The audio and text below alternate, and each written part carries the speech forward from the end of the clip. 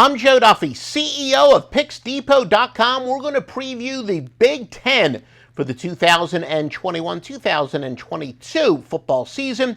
I'm going to have some observations, maybe a couple over-under picks, and really what I'm going to be looking for each team, including why I think some teams would be some good in-game bets under very specific circumstances. Remember to follow us at Picks Depot. Please give us likes. Feel free to comment. I will answer any single question you do leave if you're watching this on YouTube, or make sure you subscribe on iTunes or wherever you get your podcast. PicksDepot.com is a place to go for all your picks. Now, in the East, in the Big Ten, of course, Ohio State is the favorite. C.J. Stroud, it's been announced that he is going to be starting Week 1 against Minnesota, but of course they're very deep at quarterback. Ohio State is one of those teams that's really in the same category as a Clemson, an Alabama, a Georgia, where they truly do not rebuild, they reload. Yes, it's a cliche, but it is very true. Of course, they've got Kyle McCord, most likely to get some playing time. Quinn Ewers is a five-star recruit. He was going to redshirt, and then because of the NIL stuff, decided, well, maybe I will play this year, but he got a late start. So Ohio State has three extremely viable options. I mean, three guys who could quite possibly start for most Division I, most Power 5 teams. Now, of course, they've got their wide receiver, Olave, and he is one of the best in the conference. Garrett Wilson, a great second weapon. Their offensive line is rated by many as the best in the country. So Ohio State, they should be the favorites. Of course, Trey Sermon is going. Who knows what would have happened if he didn't get hurt early in the national championship game, but they got plenty of talent at running back. Top defensive line in the conference, anchored by Haskell Garrett and Zach Harrison, though their secondary is a little bit of a question. So teams that can pass the ball well could be very good underdog plays, and that might even be a team that could possibly upset Ohio State. But there's really no need to outsmart the crowd. Again, it's more about value. Of course, if I'm doing, as I said, a preview where we're not even worried about the odds, yeah, Ohio State is the obvious choice. But Wisconsin, I should say, is a legitimate team that could beat them in the conference championship game. And then Penn State at plus 900 says, well, maybe you're not going to go to the conference championship game. You better give us a little bit of respect. They're looking to rebound off a disappointing season. As a general rule of thumb, teams that are off of disappointing seasons, I look to rebound. They're going to be undervalued. Teams that are off of fantastic seasons are usually a little bit overvalued. But here, the odds makers are almost doing the complete opposite. They're giving Penn State credit for what they're capable of rather than what they've totally done on the field. Still, Penn State most definitely has the talent. Of course, the key is Sean Clifford, their quarterback. He makes way too many mistakes. He's got to definitely cut down on that. He's got two great wide receivers in Jahan Dotson and Parker Washington. Dotson, of course, is one of the best in the conference. Running back Noah Cain, can he come back from injury? That is a very big key. Now, biggest addition they made, offensive coordinator Mike Yurcich. He is from California University of Pennsylvania. That's a school that's best known for producing the best sports handicappers in the country, but we got some good coaches out of California University of Pennsylvania. Jeff Castile, Yurcich is another one. The Penn State defense, they did put their offense in some tough positions last year, but they are pretty solid, led by a secondary that's very good. But they are just the opposite of Ohio State. They really need to rebuild their defensive line, but there are still some questions at the cornerback, where Joey Porter Jr. and Tariq Castro Fields were targeted quite often. They're pretty good at the safety position, but not so much at cornerback, where they do have talent. Again, is it a baptism by fire type thing? The odds makers, I think, believe that they are going to improve at the cornerback position because they're given, at plus 900. Look, that is, I guess, a long shot, but when you consider that they're in the division with Ohio State, they're still projected to win 8.5 games this year. The question marks, though, I think, are also, they have a pretty tough cross-division schedule, Wisconsin and Iowa. So all in all, kind of a show-me guy. Yes, Penn State's got a lot of potential, but show me you can do it. Shore up that secondary, and again, the cross-division games are pretty tough. I actually like Penn State to go under the 8.5. Now, at Pick Dogs, Joe Duffy's picks at Pick Dogs, I don't like to place a lot of futures bets because, as I said, it can bias me as far as making game-to-game adjustments. So many of my metrics and systems have to do with adjusting game by game. Really, in many respects, we're not just handicapping the teams, but we're handicapping the odds makers. Most of my systems say this is when the odds makers are going to overreact. This is when the odds makers have to adjust to the fact that the public is going to overreact. So it's more about overvalued and undervalued teams. So that's one of the reasons why at Joe Duffy's Picks I'm better than anyone else. I handicap the odds more so than I do handicap the teams. And that's why most people who are, fairly good handicappers, fairly knowledgeable, they'll handicap the teams, but you got to know how the odds makers think, and when they're zigging, you got to zag. Indiana, legitimate dark horse team, though, plus 2,000. They're off of a Cinderella year. That's what worries me.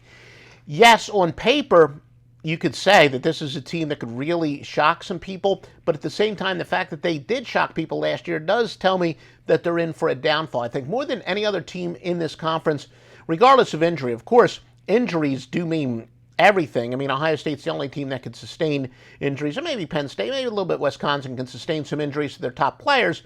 Indiana cannot, but I still think even without injuries, Indiana is one of those teams that could be anywhere from like a disappointing 3-win team to a shocking like 9 or 10-win team.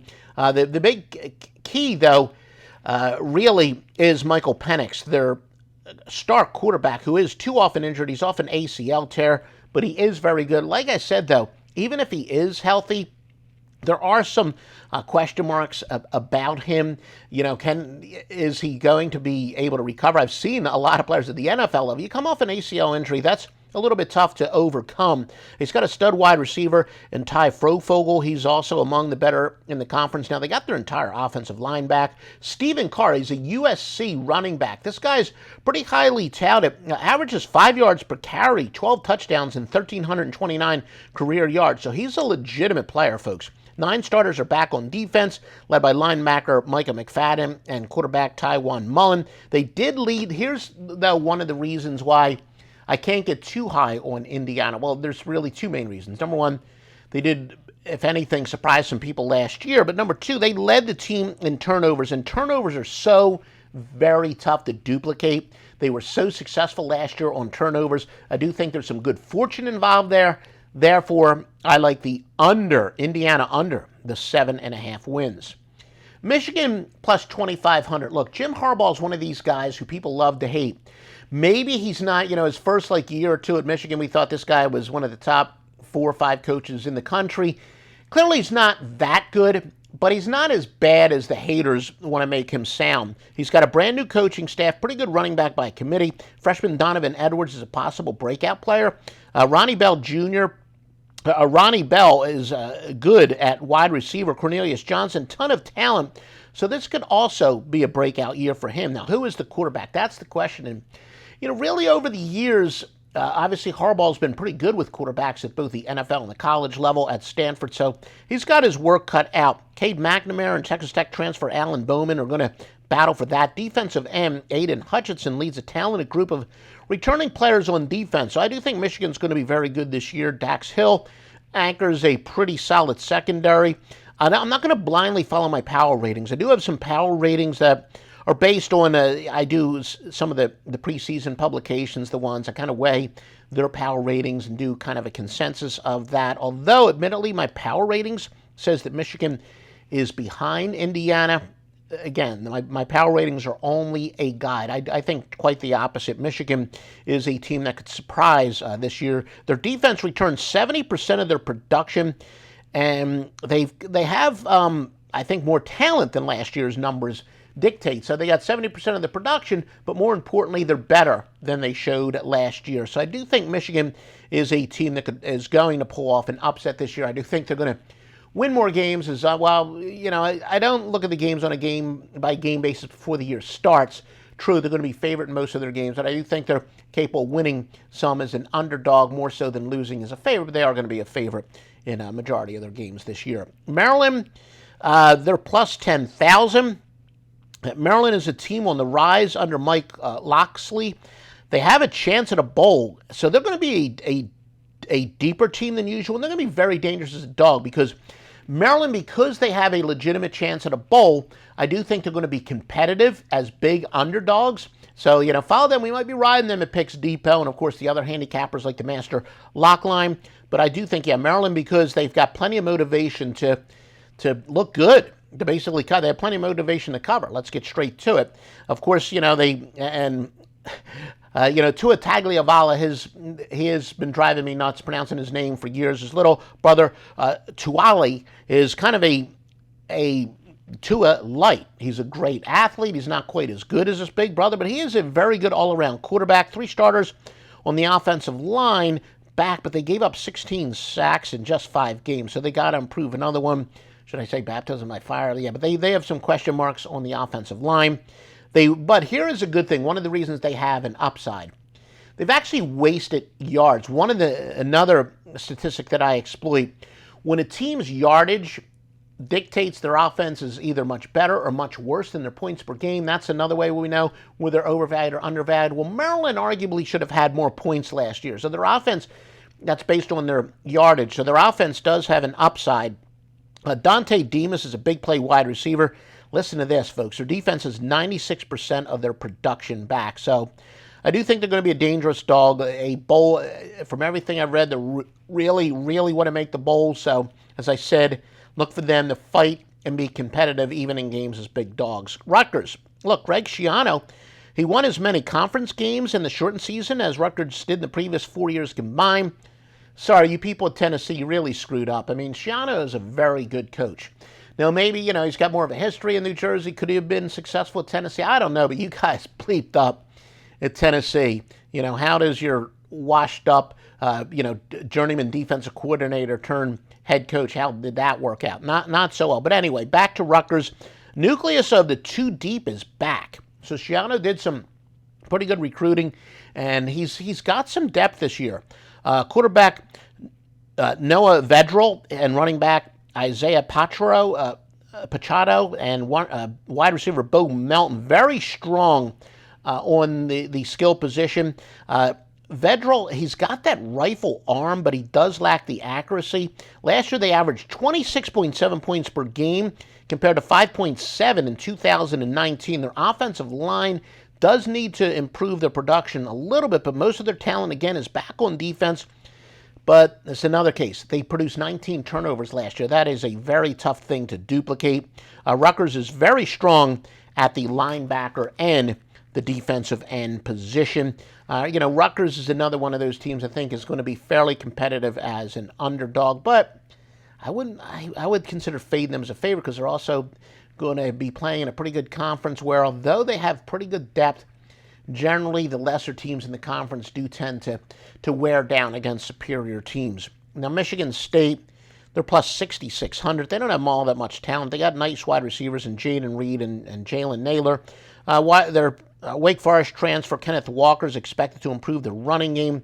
They're very weak at the quarterback position and the offensive line. Defense put up good numbers last year, even after being put in some difficult positions by the offense. But the number of turnovers on offense does have maybe the offense a little bit overvalued because, I've always said that turnovers, again, skill is involved, but there's a certain amount of good fortune. So the teams that are high turnover teams usually have an upside. The low turnover teams, on offense, that is.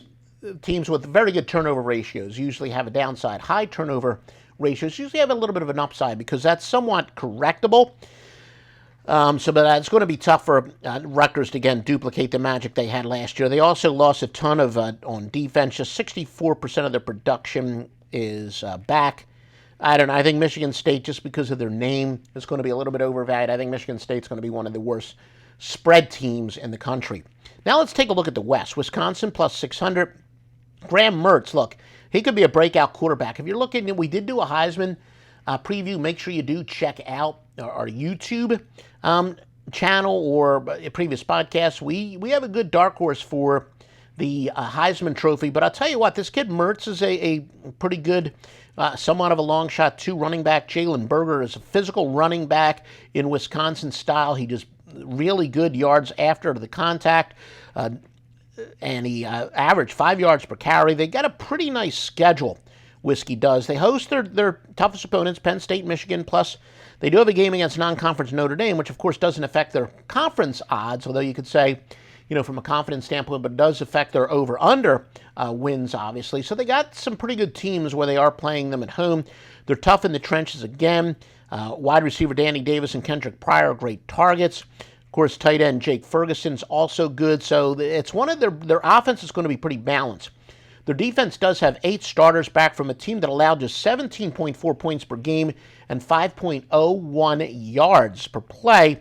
They're great against the run. They really got to improve against the pass. So that's going to hurt them against some quality teams. If they do want, they're going to have to improve before they do play, if they do play Ohio State, as I expect and as the odds makers expect in the conference championship game. They're really going to have to improve against the pass. They're better than they did show last year. They had a lot of players that were in COVID protocol. Then Mertz, it was revealed that he played hurt. So Wisconsin is a pretty dangerous team. I wouldn't be surprised if they win the entire conference. Iowa's another team. Very good team. They're plus 900. Very good running back in Tyler Goodson. Question marks, though, they have one of the best centers in the country. Tyler Linderbaum is one of the best centers, but it doesn't have a lot of on either side of the ball. They got to be doing a much better job blocking outside the center position. Tight end Sam Laporta, great safety valve, though, and they might need to use him without much of an offensive line. Look for them to be value as an under team. Quarterback Spencer Petras is erratic, but he's predictably unpredictable. The scouts have noticed he needs to throw better to the left side, as all 4 of his touchdowns of 20 yards or more were to the deep right. Twice that of between the hashes or to the left. So the scouts have picked up on that. If I know that, you certainly know that the scouts do. But what I like about him, predictably unpredictable, as I said, it's one of those things, if they fall behind, maybe bet them on the live line. If they get a big lead, fade them on the live line, because I think you're going to see a lot of cases where Petras is, good for a quarter, so the next quarter, and even on a game-to-game basis. If he's off of a phenomenal game, maybe look for him to have a little bit of a letdown, and likewise, if he throws, 3 interceptions one game, look for him to bounce back the next week, and that's one of those predictably unpredictable guys that we talk about. Concerns about the defensive line, but linebacker and secondary is excellent. With Chauncey Golson and Nick Neiman going from the front 7, they're going to be undersized. They're actually going to wear down against a team like Wisconsin, to be honest with you. The over-under is set at 9.5. I like them under 9.5 wins. Minnesota, plus the 3,300 at Picks Depot. Follow us at Picks Depot on Twitter. Minnesota Cinderella in 2019. They regressed to the mean last year. See what I said? That's what teams usually do.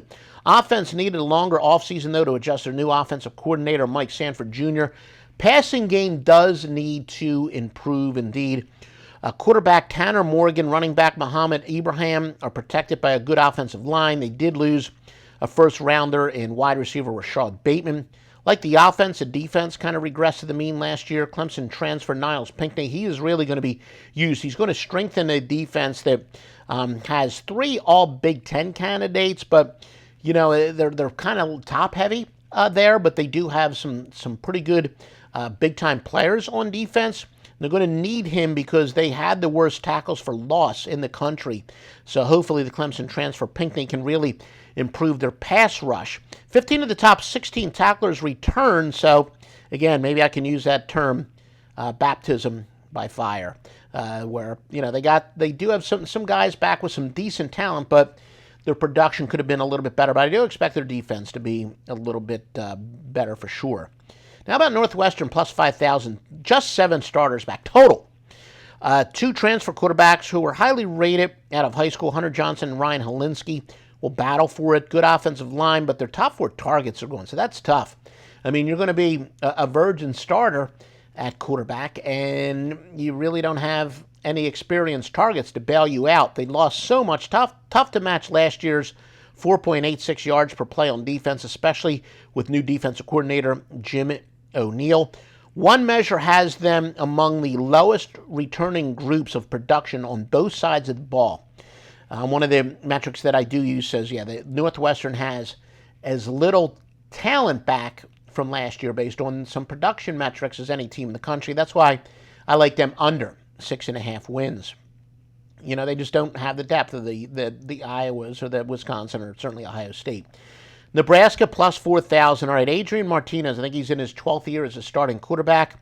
He's had great potential, but he has not evolved under Scott Frost. Nebraska showed some progress on defense, and here's the key. They could be a good defensive team. 89% of the production is back on defense, according to one of the measures we use. Cornhuskers take some chances on defense, so the live total could be a pretty good opportunity. I think if this game is, trending under, it's on pace to go way under, maybe bet the over, because Nebraska does like to take those chances, and of course, especially if Nebraska is ahead.